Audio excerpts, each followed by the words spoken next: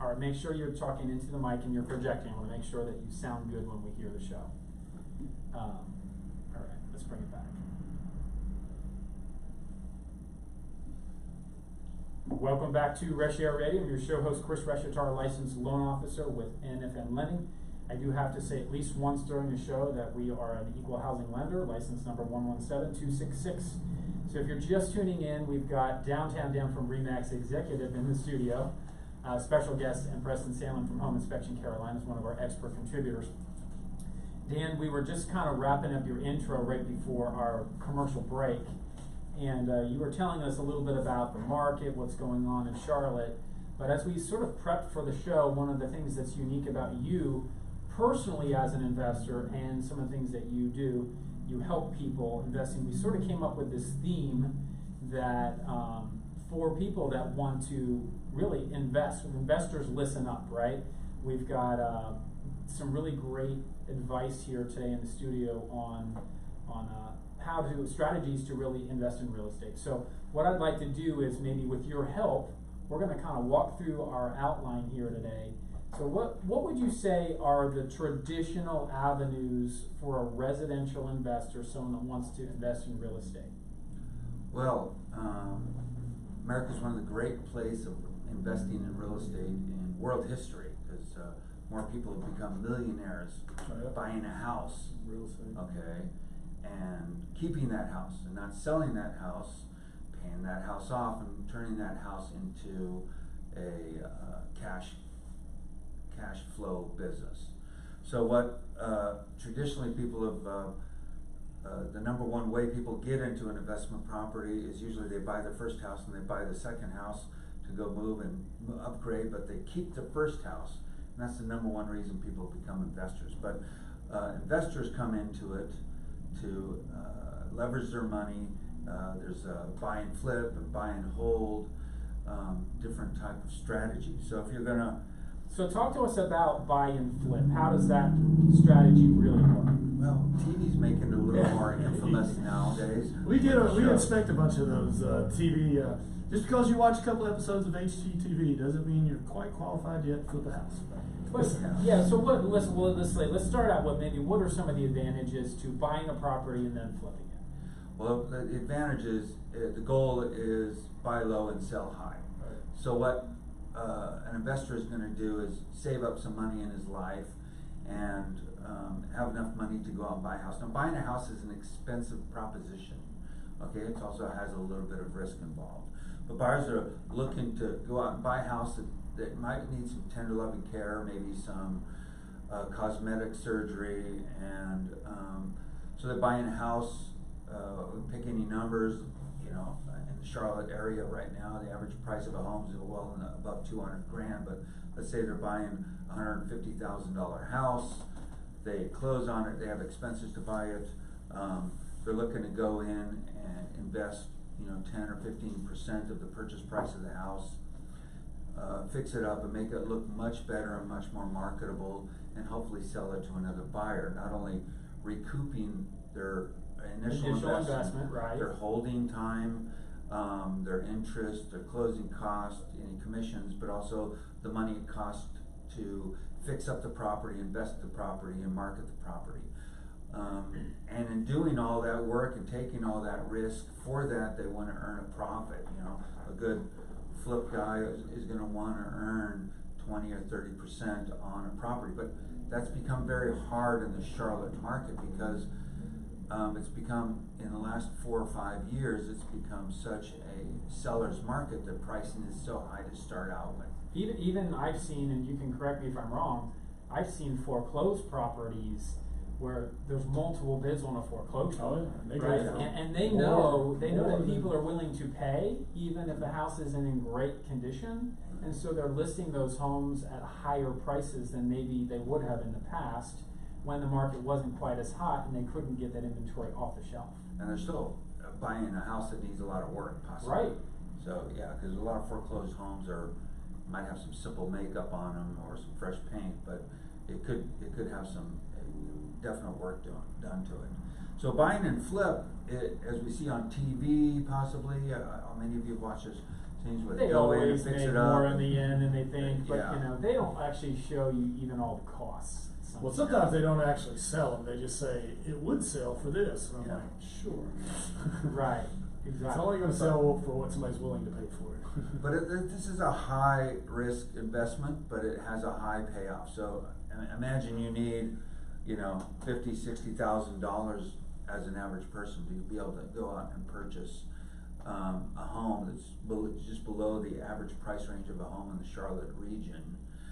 That's a lot of cash to outlay, and then to take a chance and invest more into it than sell it, make a profit. It's a lot of work and a lot of risk, but it is a worthy skill, and you know, it's a business like anything else. You got to treat it like a business. So what would you say are some of the disadvantages that, just so our listeners, because like, again, we see all the sort of pros generally on the TV station other than the one scare. There's always one scare, Yeah. right? Oh, Because they don't use a Are we home good? inspector on the TV. Yeah, Right. they don't use a home inspector. Yeah, well, Thank you, they never- Chris. they never Like, had what that is home the inspector deal? in there. They always use a home Yeah. inspector. They just don't show it. That's my opinion. Yeah. So what are some of the disadvantages? Well, Dean? right now there's low inventory in the marketplace to find good homes. Okay, so it's hard to get them. So it's hard to get them, and there's a lot of people competing for them. The cost right now for an average home has gone up, so there's a little less profit in it, harder to make profit. Contractors also, because of all the new construction in the Charlotte area and Charlotte region, there are people that wanna keep their house and are fixing it up, so all the good contractors are busy and That's right. expensive and requiring a premium to do that, unless you have a large skill set and, you know, a few $1,000s worth of tools in your garage or back pickup truck that makes the fixing up. Harbor Freight. Yeah, I love it. Perfect.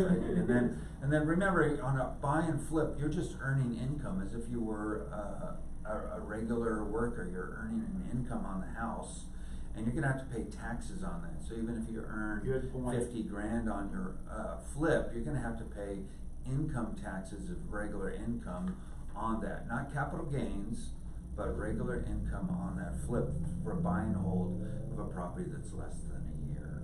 Or buy and flip, that's correct. A buy and Yeah, flip. buy and flip, yeah, you're right, works, I see what you're saying. So, I'm sorry. I was going to add, I agree with everything Dan said. I really want to emphasize, because the part of it that I see a lot is that you know, when you go into a flip, you're analyzing it, that the repairs cost more, take longer than you initially thought, and make sure you budget in a little, no matter what you come up with or how much time, budget in a little bit more, because there's always something that you don't know about yet that you will find out about later that will That's cost a absolutely little right. bit more and take a little bit longer. Absolutely right. Budget always gets blown up. Yeah. All right, so if you're just tuning in, you're listening to Reshiar Radio. I'm your show host, Chris Reshitar, licensed loan officer with NFM. If there's anything that we're sharing with you today, you want to get more information from our panel here today, my number is 704-277-4463. That's 704-277-4463. So Dan, let's go to the next traditional strategy, which you say is buy and hold with the intention of renting out with a long-term lease. So let's talk about some of those advantages. If you buy a property, instead of flipping it, you just want to put a renter in there, but the goal is to 12-month to 24-month lease, just keep them in there. What are those advantages? There's some great advantages in the United States of America for this, both tax advantages and income advantages. We have a country that is going to always, over the last 100 years, we've had an appreciation rate of the value of property going up at 4 to 6%. You know, really averages about 5%. But when you buy a piece of property as an investment, you do put some money in to leverage and buy the house. But after the initial outlay and purchase, somebody else pays for your investment. Somebody else is going to pay for your investment, Your so you tenant. can retire and go to the beach and drink pina coladas one day far away. But this a miracle thing called a tenant and a renter is a pretty good thing, and it works pretty well. Because let's say you buy a $150,000 home and you put $35,000 investment one time into it, and you have a mortgage. Well, the tenant generally comes in and takes care of that mortgage.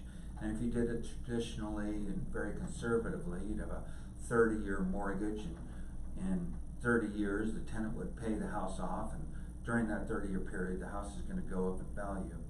You also have a lot of tax advantages, but if someone else is paying for your retirement, okay, the rest of us go out and earn money in the world, and for every $100,000, maybe take 10% and put it in an IRA or the 401k, but that's your $10,000 every year, and then you gotta watch that compound in interest and grow.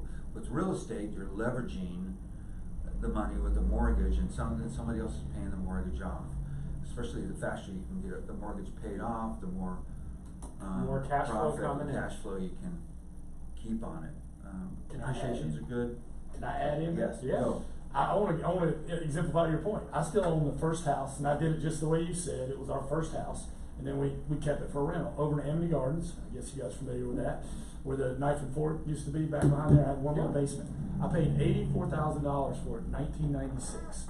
I think it was 96. I was 26. I remember that. I'm 50 now. So we're almost like 4 years now, I guess, 30 or more. So anyway, I paid $84,000. I think it's worth now about 300 and some thousand because Right. it's close to downtown. I mean, it's amazing. I mean, I'll have to do some fixing up. And like Dan said, I've rented it all these years.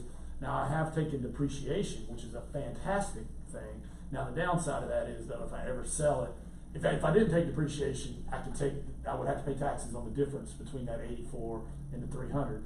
But now, if I ever sold it, it would be the full 300 if I depreciated it out. But I'm never gonna sell it. Or I think you can do a tax exchange or something like that. But anyway, I just wanted to to support his point because, I mean, I have $300,000 asset over there that I paid $84,000 for. It's like magic. But Yeah, it's cool. I can't just cash it out, but it's there. Yeah, I but could take a home equity line on it. You could. We can talk more about that after the show. Yeah.